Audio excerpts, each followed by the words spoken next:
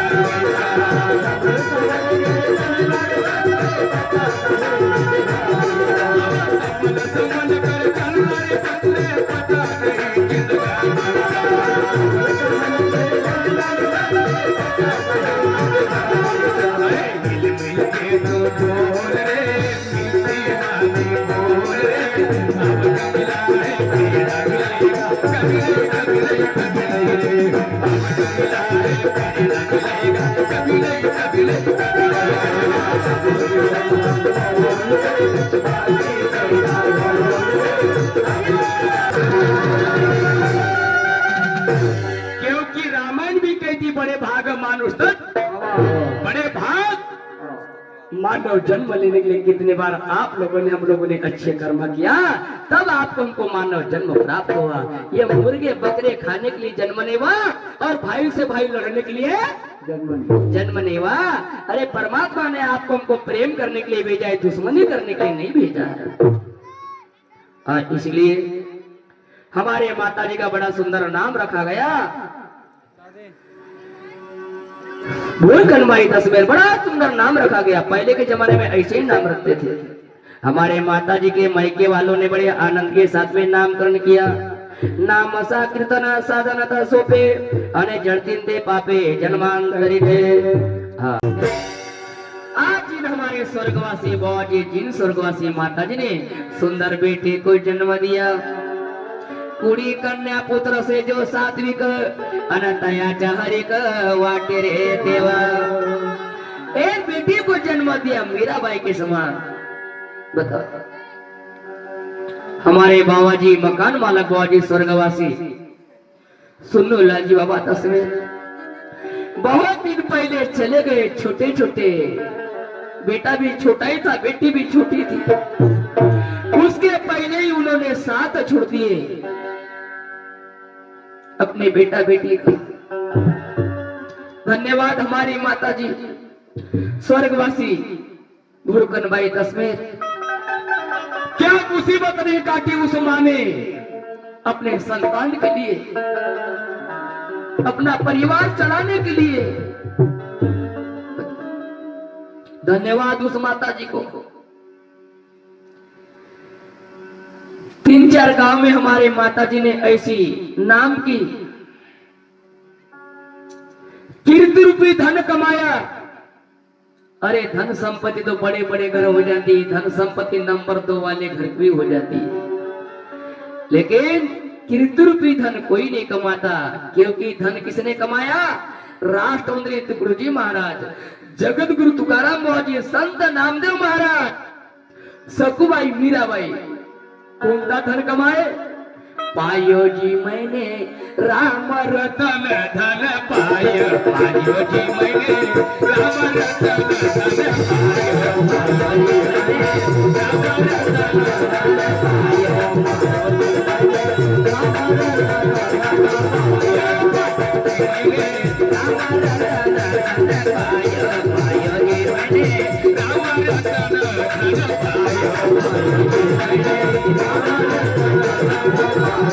धन को कोई नहीं चुरा सकता, तो ऐसा धन कमाना चाहिए।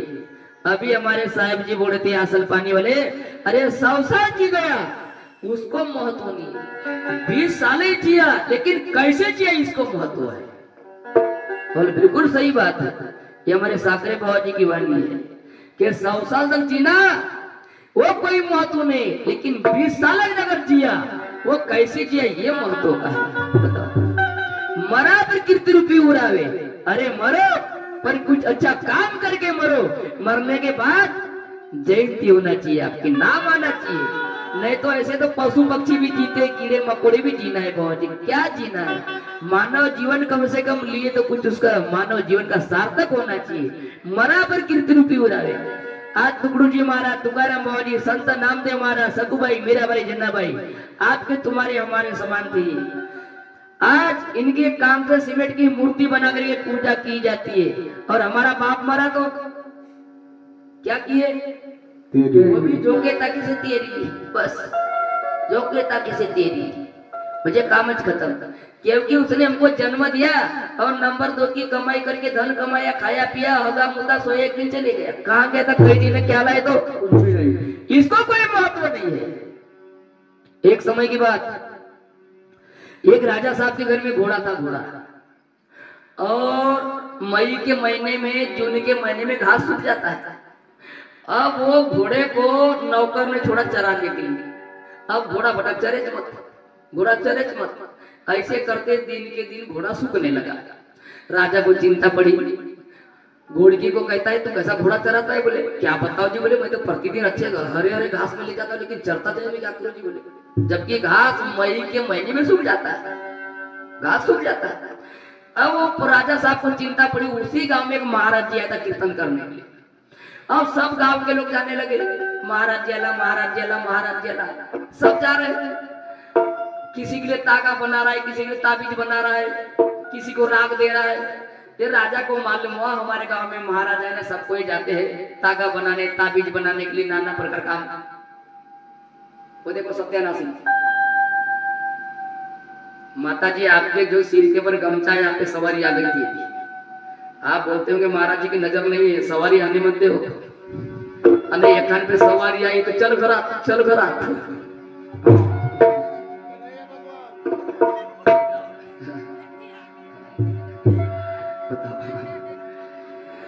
अब राजा साहब गया और महाराज जी को कहता, महाराज जी मेरे घोड़ा बोले घास ही नहीं चल रहा है, बोले सूखते जा रहा है।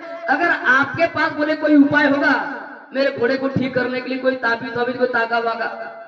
महाराज जी कहता है मैं आदमी के लिए तागा वागा बनाता, बोले जानवर जानवर पशु के लिए नहीं बनाता है। नहीं जी, बोले कुछ तो उपाय करो। बोले एक उपाय है। बोले क्या?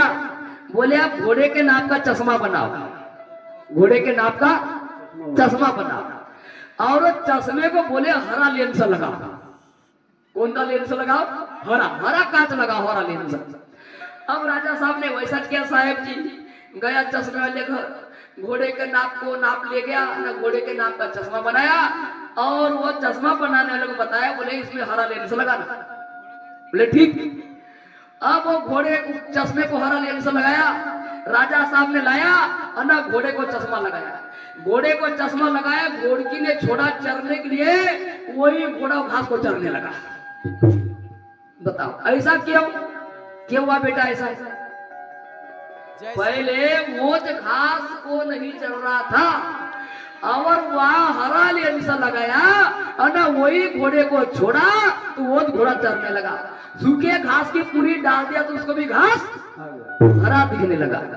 मुझे बताने का कारण यह है चश्मा कैसा लगाना ये आपके ऊपर डिपेंड करता है।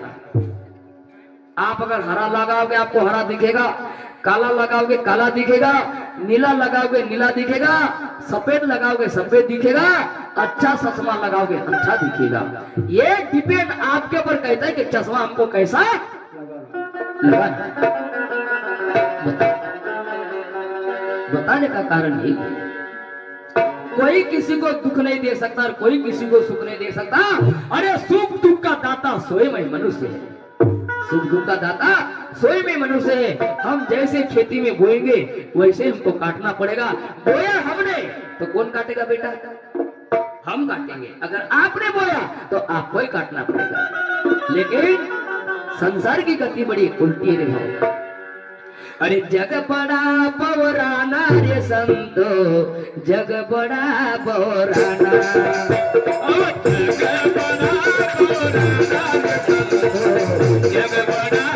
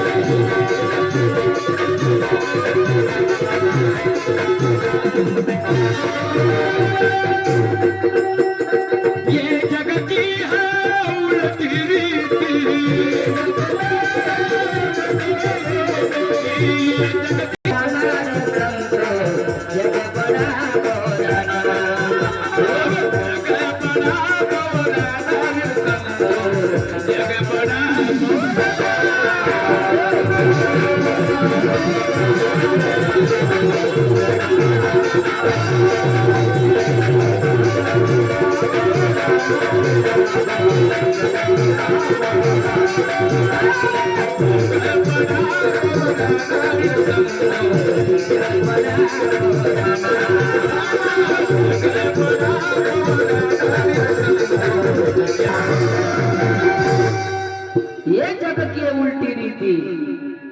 तुम प्लेटफार्म खाली मत करो, करपा लगने मत दो। कितना दवाई मारेगा किसान बताओ। प्लेटफार्म खाली किए कि तुम गए सोने का तो हम भी चले मारने का। हम क्या करेंगे यहाँ पे बताओ। बस आवर मजे 1.5 घंटे की बात है 4 बजने के लिए। जग बड़ा पौराना रे संतो, जग बड़ा पौराना, ये जग की है उल्टी रीति। अरे किसको है समझाना रे संतो, जग बड़ा पौराना, जग बड़ा पौराना रे संतो, जग बड़ा पौराना। कोई किसी का कहना नहीं मान रहा है, और जिसने अगर कहना मान लिया संतों की सुनोगे वही काम आएगा।